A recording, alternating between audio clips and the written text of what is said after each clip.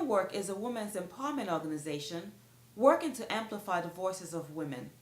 The organization brings women and men together for a modern take on gender equity by curating community events showcasing the accomplishments of women and feminist allies.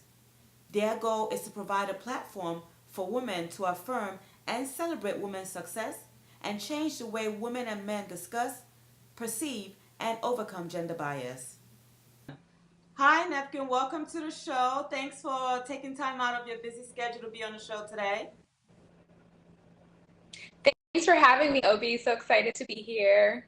Awesome, awesome. I know you have a lot going on with your organization, so I want to talk about what you have coming up, about your wonderful organization and what you do. And I really want the viewers to also get to, be part of what WomenWerk does. So talk to us a little bit about WomenWerk. Yeah, so WomenWerk is a women's empowerment nonprofit. We are here to amplify the voices of women, and we do that in several ways. We have our annual Women's Day Conference every March, which is our biggest event.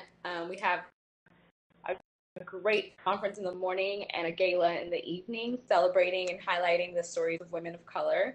Throughout the year, we have networking mixers with young professionals, and we also bring in entrepreneurs who share their best kept secrets on how to get ahead in your personal and your professional life. So we are here to connect women and to empower them and make sure that our community is growing. So what really inspired you to start WomenWerk? So WomenWerk was birthed out of the experiences of myself and my co-founder, Ajayi. We both are transplants to the New York area, and in trying to start our careers here in the city, we realized that our network really was a critical factor in getting opportunities and exposure. We wanted to create WomenWerk to address the need of providing women with a great network that's robust, that is empowering, that provides an opportunity to make their dreams a reality. And in that, we've started programming every year that sort of meets those different needs. And how long has your organization been around? This will be our fourth year. We're celebrating the fourth annual Women's Day Gala, and it's been an exciting roller coaster trying to grow our network in the tri-state area. Yeah. Did you have any prior experience running an organization before starting this? That's a great question. So I had served on a few nonprofit boards leading up to founding WomenWerk, and those experiences were invaluable. You get to learn how to work with other personalities, how to structure, just a great way to connect your vision with practical programming. So yes, I did have experience in the past with that. Okay. Now, in the news lately, there's been much news about women's rights. How is your organization going about being part of this movement? That's a great question. I think we think of ourselves as a hallway for women. So if you want to find a space to rally or write or create, we definitely have a number of touch points for women. Okay. For example, we were part of the National Women's March to connect women to the movement and build an opportunity for them to reflect on their experiences through our blog. We also were part of Bring Back Our Girls several years ago, just trying to connect any resources here in the States for the search back home and being part of that international cry to find those missing girls. Right. We always try, as I said, to not be political as a nonprofit, but definitely take a stance that women's rights are human rights and that they shouldn't be politicized at all. Right, exactly. So talk to us about your upcoming event on March 11th titled Self-Care Isn't Selfish, right? That's the title of it? Yes. Yeah, talk to us. Yes, that's right. Yeah. So this is our fourth annual Women's Day Conference, and the forum is, as you mentioned, themed Self-Care Isn't Selfish.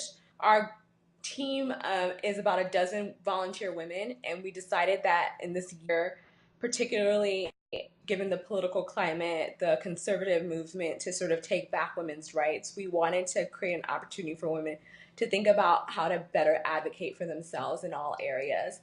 For us, self-care isn't just going to, get your nails done or go to a spa, which is important for refreshing, but it also entitles thinking about your finances and thinking about how you bring your authentic self to work. How do you challenge microaggression? How do you think about self-reflection and self-advocacy so that you can bring your best self every day? So we've got some amazing speakers, including the editor-in-chief of SS Magazine, which is a great source, always advocating for self-care. Yeah. We have Zane Asher. She's a CNN international anchor. Yeah. Who's been working for years to just diversify, bring international news to the forefront at CNN. Yeah. And we've also got Karen Boykintown. She's the VP of Corporate Affairs, who's seen so many different corporate moods around self-care, and she'll be there to talk to us about how the private sector is evolving in that space as well. So we're really excited for the different panels and workshops, and we hope women will get their tickets soon. Okay, how much are the early bird tickets?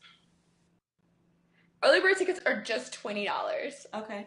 You get a lunch, one of 3 workshops, 2 panels, a great discussion, and great networking, all for $20 if you act now. Oh, come on, people. Viewers, please. We need to go support them. It's only $20. You can spend that drinking wine, so. Yeah. That's awesome. Yes, so what does it take to put an event like this together? That's a really great question. For us, it's a wonderful team. As I mentioned, we're all volunteers, women who are really passionate about creating a community, about sharing the wonderful perspectives of women of color with others, and creating that platform to reflect and grow as a community. Yeah. And it takes a lot of planning. Demi and I are really great at project management, which has been really helpful in the 4 years we've been growing the organization. And so we've got everything sort of listed down, including, simple things like proper signage, proper instructions for your speakers. We've got a great digital team that manages our website and provides visuals to remind people to come. We've got a great social media team that posts routinely to share inspiring quotes and stories. If you don't already follow us on social media, follow at WomenWerk. That's work with an E. On all platforms, we try to share inspiring tips and great resources for women on a daily basis. Now, what kind of feedback have you gotten from women that have attended past events? Yeah, we've gotten really great feedback. One of the most common pieces of feedback is that I didn't know I needed a space like this, which is very interesting. Women have their friends that they feel like they can share, their family that can encourage them. But when you're in a space for women of color that speaks to issues that we all grapple with and the different and diverse perspectives that we share, it's really empowering. And a lot of women walk away telling us, like, I'm so glad I came. I feel refreshed and empowered to go do this dream that I've been thinking about. And I've seen a lot of women connect through our platforms to take their businesses and their opportunities to the next level, which is really good. We're energized by your positive feedback to keep going and keep doing better each year. That's awesome. So seems like you guys got a lot going on. What more do you have in store in the next year or so? Yeah, so right after our WomenWerk Forum and Gala, at the Gala, we're going to be honoring inspiring women.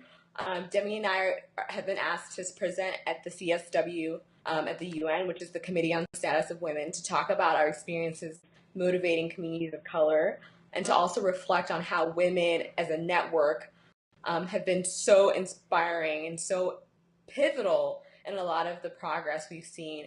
Something that a lot of people don't realize is that when women in developed countries make progress, it's a trickle-down effect to other countries. It really challenges the way governments across the globe think about women and girls. And so in the year ahead, we're going to do a lot to share our experiences in hopes of connecting more global leaders to think about, starting their own version of women work or empowering, other women in their community locally.